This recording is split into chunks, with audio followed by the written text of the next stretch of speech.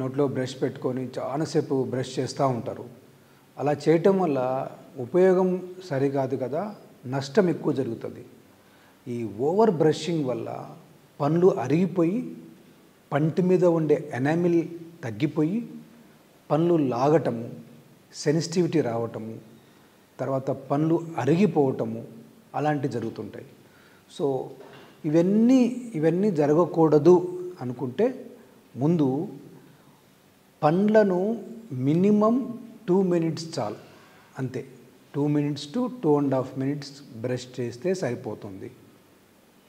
And ఆ brushing కూడా అన్ని భాగాలు, ముందు పండ్లు, వెనక పండ్లు, లోపల అన్ని సర్ఫేసెస్ క్లీన్ అయ్యేటట్లు దృష్టి పెట్టి బ్రష్ చేసుకోవటం ఇంపార్టెంట్. తర్వాత సాఫ్ట్ బ్రష్ వాడుకోవాలా. మీ డెంటిస్ట్ మీకు రికమెండ్ చేస్తాడు ఏ కైండ్ ఆఫ్ బ్రష్ అవసరమో. ఒకటి బ్రష్లో కూడా hard, medium, soft, ultra soft అని వివిధ రకాల బ్రషెస్ అవైలబుల్ ఉంటాయి.